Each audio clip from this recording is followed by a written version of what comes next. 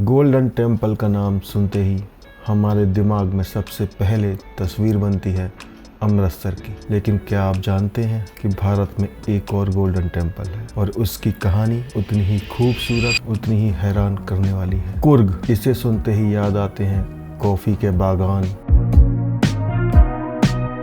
ठंडी हवा, धुंध से ढकी पहाड़ियां,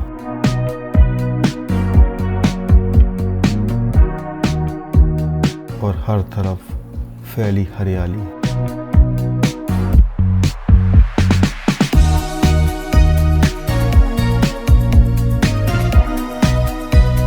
लेकिन कुर्ग की इन्हीं शांत वादियों के बीच छुपी है एक ऐसी जगह जो सिर्फ देखने में खूबसूरत ही नहीं बल्कि अपने भीतर संघर्ष, आस्था और इतिहास की बेहद गहरी कहानी समेटे हुए है। और ये है नामद्रोलिंग मोनेस्ट्री, जिसे लोग गोल्डन टेम्पल और तिब्बत ऑफ साउथ इंडिया भी कहते हैं। आज जो जगह सोने सी चमक रही है, उसकी शुरुआत कभी सिर्फ 300 रुपए और एक बांस की झोंपड़ी से हुई थी। और यकीन मानिए, एक बांस की झोंपड़ी से इस भव्य मंदिर तक पहुंचने की कहानी किसी फिल्म से कम नहीं है। तिब्बत से पलायन,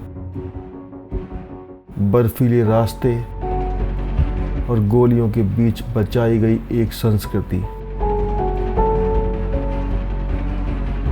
और ऐसा संकल्प जिसने सब कुछ बदल दिया। आज यहाँ 5000 से ज्यादा बौद्ध भिक्षु रहते हैं, लेकिन इसकी असली कहानी इन सुनहरी दीवारों के पीछे छुपी हुई है। आखिर 300 रुपये से शुरू हुई ये यात्रा इतने विशाल और भव्य आध्यात्मिक केंद्र में कैसे बदल गई? यही कहानी जानने के लिए हम इसके गहरे अतीत में जाएंगे और महसूस करेंगे इस असंभव सी लगने वाली यात्रा को। तो तैयार हो जाओ मेरे साथ टाइम ट्रेवल करने के लिए। एंड एब्सोल्युटली, यहाँ तक पहुँचने का सबसे आसान तरीका मैं वीडियो के एंड में बताऊंगा, तो वीडियो के आखिर तक बने रहिए।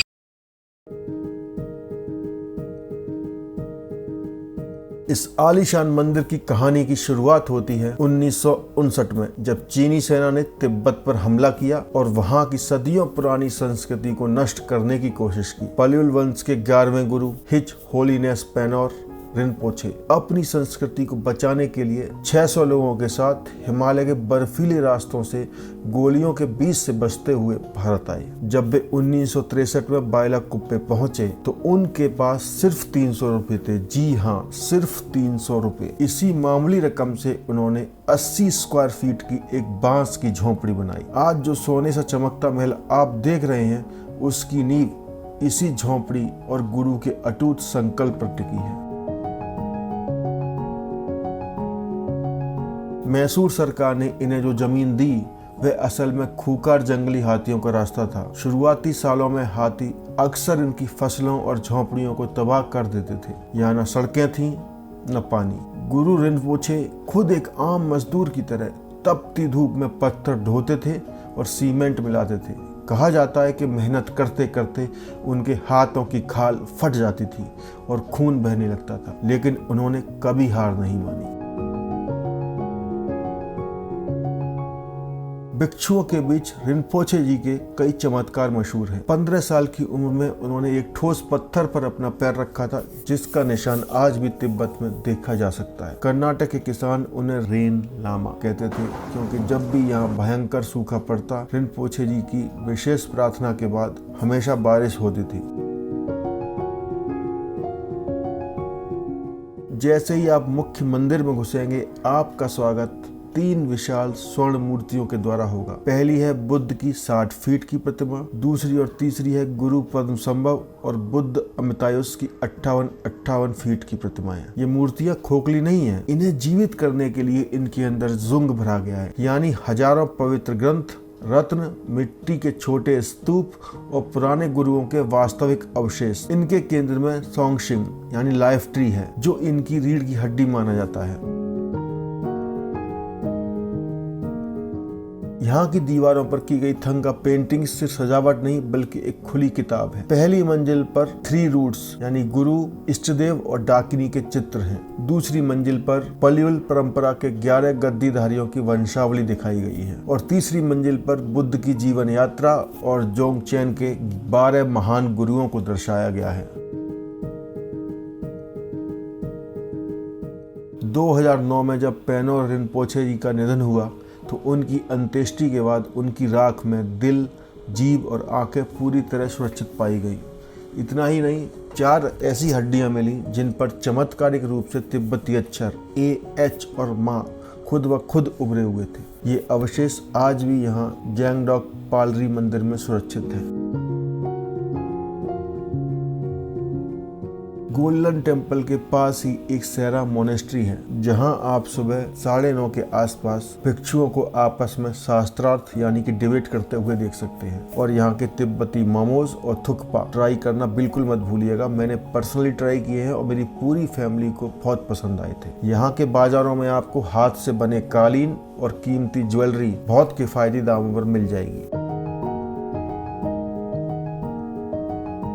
अब बात करते हैं कि यहाँ कैसे पहुंचा जा सकता है। देखिए, अगर मैं बाई रोड बात करूं तो बेंगलोर से लगभग 210 से 220 किलोमीटर दूर है, लगभग 5 से 6 घंटे लगते हैं। मैसूर से लगभग 85 to 90 किलोमीटर है, 2 घंटे में आप पहुंच सकते हैं। और मणिकेरी यानी कुर्ग से सिर्फ 34 किलोमीटर विद इन 1 आवर आप पहुंच सकते हैं। अगर ट्रेन की बात करें तो नजदीकी सबसे बड़ा रेलवे स्टेशन मैसूर जंक्शन है। इसके अलावा कृष्णराजनगर स्टेशन भी है जो करीब 45 किलोमीटर की दूरी पर है। लेकिन बेंगलोर के लिए आपको पूरे इंडिया से ट्रेन्स मिल जाएंगी। अगर फ्लाइट की बात करें तो सबसे नियरेस्ट एयरपोर्ट मैसूर एयरपोर्ट है जो कि 101 किलोमीटर दूर है, लेकिन यहाँ पर बहुत ज्यादा फ्लाइट्स नहीं रहती हैं। और इंटरनेशनल ट्रेवलर्स की बात करें तो Bangalore is the best airport to reach here. दोस्तों, सोच कर देखिए, रिनपोचे जी को अपनी जान और संस्कृति को बचाने के लिए रातों रात न सिर्फ अपना घर बल्कि अपना देश भी छोड़ना पड़ा और भारत में शरण लेनी पड़ी। लेकिन फिर भी अपने पॉजिटिव एटीट्यूड और सिर्फ 300 रुपये से उन्होंने इतना बड़ा साम्राज्य खड़ा किया। ये कहानी आज सिर्फ एक भव्य मोनेस्ट्री की कहानी नहीं है, बल्कि विश्वास, संघर्ष और कभी हार न मानने वाले जज्बे की कहानी है। नामद्रोलिंग मोनेस्ट्री हमें सिखाती है कि हालात कितने भी मुश्किल क्यों ना हो, अगर संकल्प अडिग है तो सपनों को सच होने से कोई नहीं रोक सकता। तो अगली बार जब आप कुर्ग की वादियों में आएं तो इस लिटिल तिब्बत की शांति और इसकी आत्मा को जरूर महसूस करें। अगर ये कहानी आपको पसंद आई हो तो वीडियो को लाइक करो, चैनल को सब्सक्राइब करो। मिलते हैं अगले सफ़र में एक और अनकही कहानी के साथ।